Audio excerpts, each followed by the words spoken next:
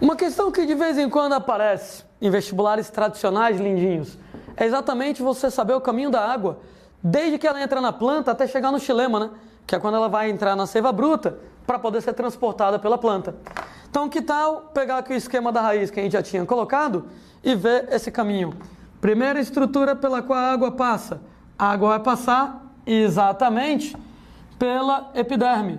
Então, ela entra pela epiderme.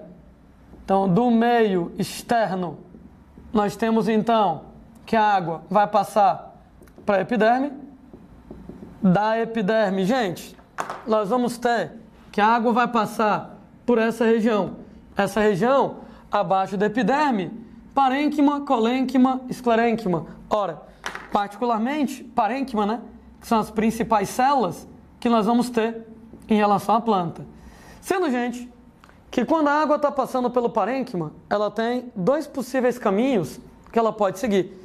Esses dois possíveis caminhos que ela pode seguir são chamados de via simplasto e via apoplasto. Nomes super sensuais, né?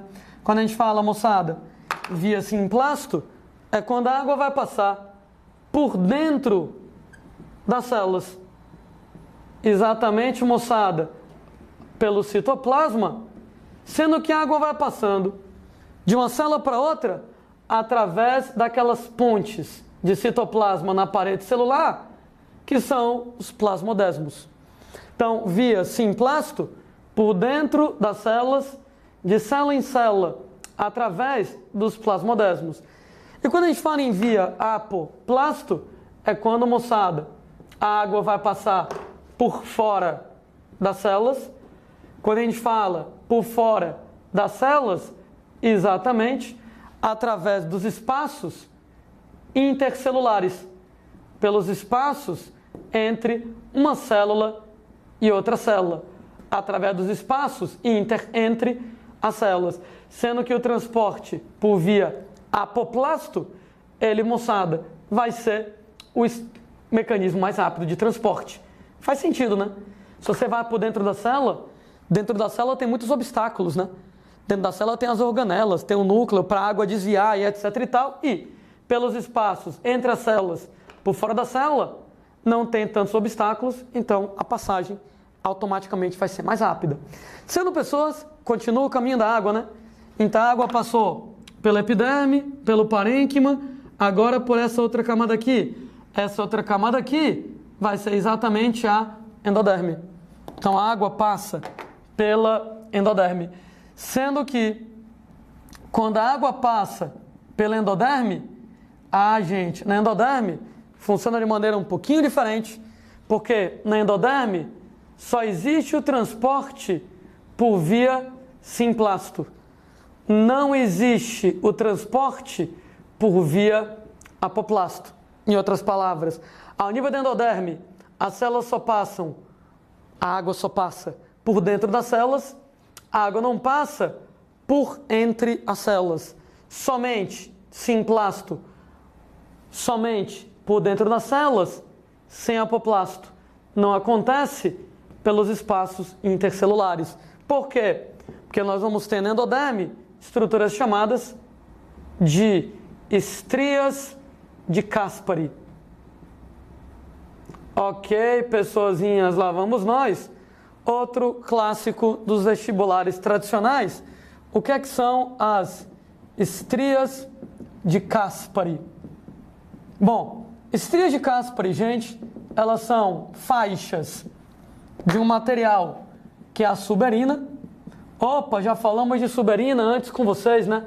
Suberina, ela aparece no suber, e a suberina, gente, ela é impermeabilizante.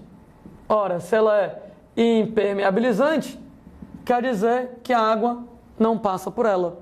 Sendo que essas estrias de Caspary, essas faixas de suberina, estão localizadas exatamente entre as células da endoderme, com papel de vedar os espaços intercelulares, os espaços entre as células da endoderme. É por isso, moçada, que ao nível da endoderme, eu estava comentando com vocês que a água só pode passar por dentro da célula. Ela não pode passar entre as células. Por que ela não pode passar entre as células? Porque entre as células tem lá as estrias de Caspary.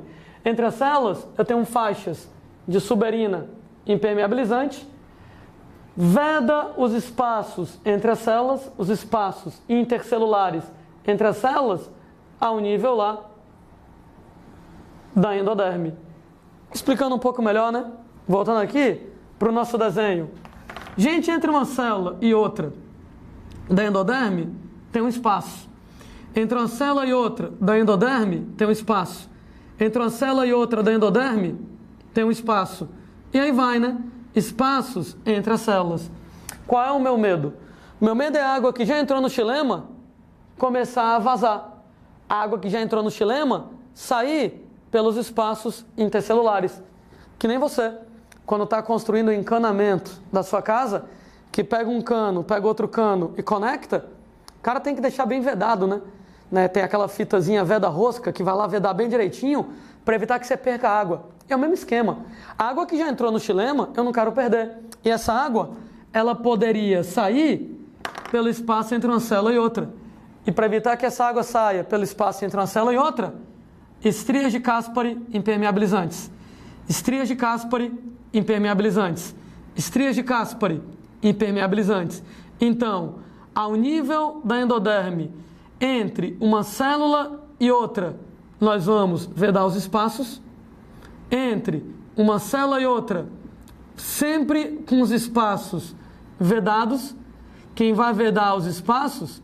Exatamente lá, as estrias de Caspary entre as células da endoderme, constituídas de suberina, papel impermeabilizante aqui na parada.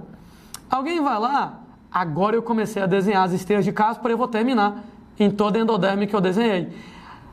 A história das estrias de Caspary, como eu estava comentando, ela faz com que a água que entrou, ela não saia pelos espaços entre as células.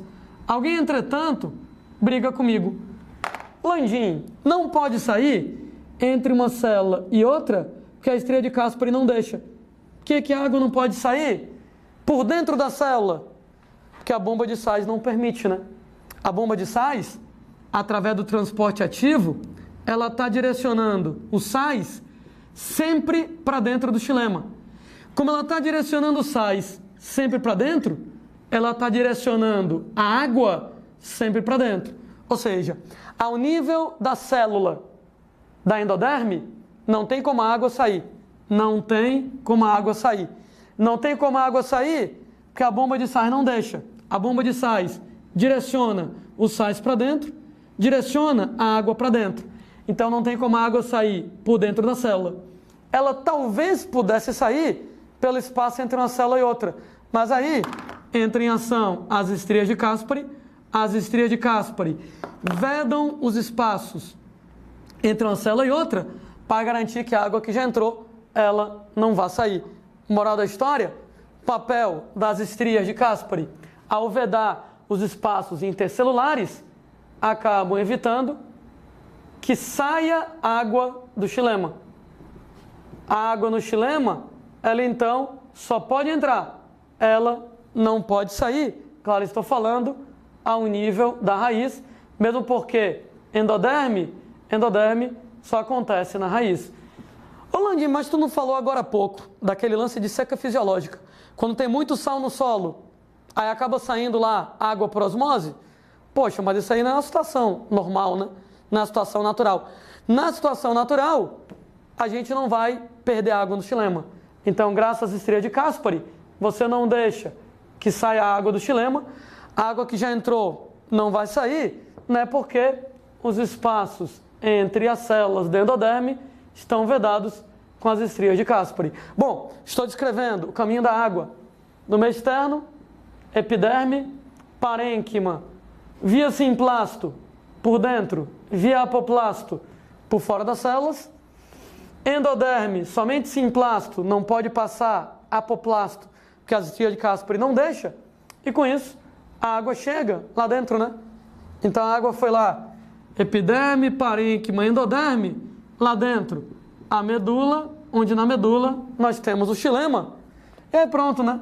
Uma vez chegou na medula, onde nós temos o xilema, a água pode então ser distribuída por todas as regiões da planta.